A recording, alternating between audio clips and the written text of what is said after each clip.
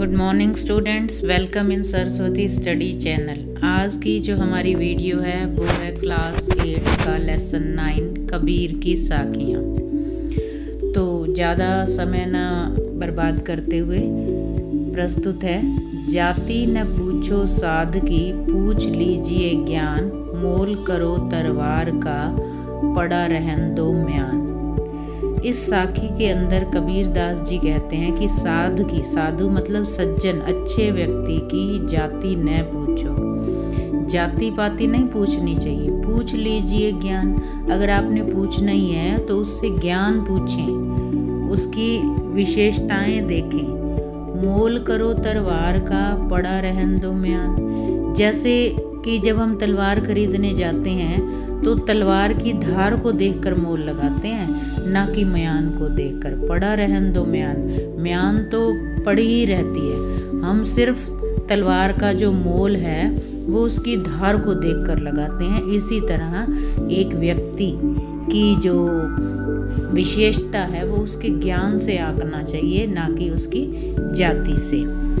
अगला, आवत गारी एक है, उल्टत होई अनेक, कह कबीर नहीं उल्टिए वही एक की एक। इस साखी के अंदर कबीर दास जी कहते हैं आवत गारी एक है, यदि कोई हमें गाली देता है, उल्टत हुई अनेक।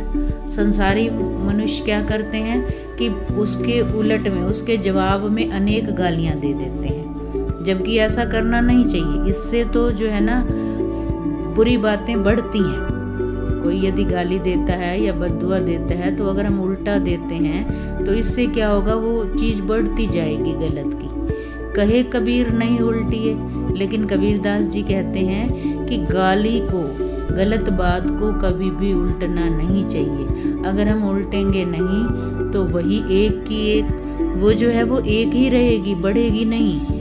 तो इसीलिए बुरी बातों को अगर कोई कहता है उसे तो चुपचाप सुन लेने में ही भलाई है।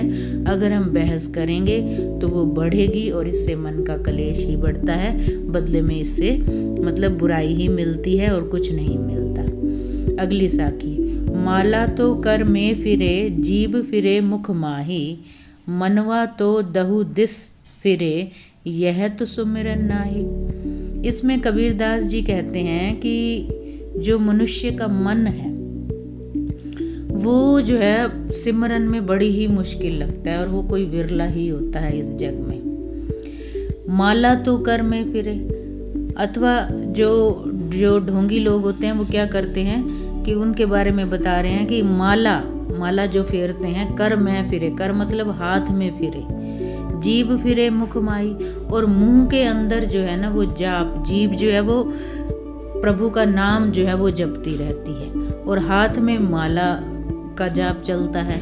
लेकिन मन उस समय भी दहु दस फरे मतलब 10 दिशाओं में ही दौड़ता है। कहने का अभिप्राय यह है कि मन जो है ना वो बहुत ही चंचल होता है, उसको जो है ना एकाग्रचित करना चाहिए वास्तव में, लेकिन वही एकाग्र करना जो है वो बहुत ही मुश्किल है इस संसार में। वो जो है 10 दिशाओं में भटकता रहता है, सुमिरन में जो है वो मन नहीं लगता। अगला है साखी, कबीर घास न निंदिए, जो पाँव तली होए, उड़ी पड़े जब आँखी में, खरी दुहेली होए।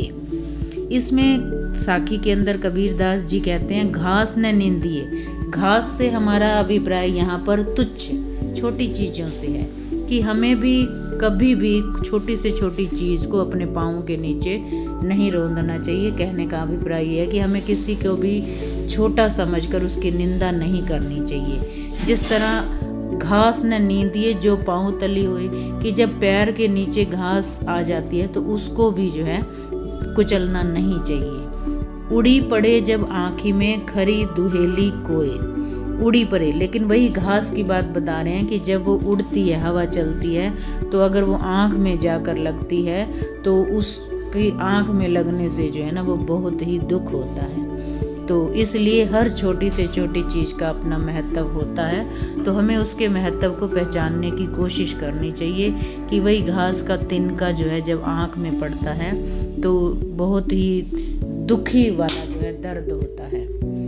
जग में बैरी कोई नहीं, जो मन शीतल होए, या आपा को डारी दे, दया करे सब कोई।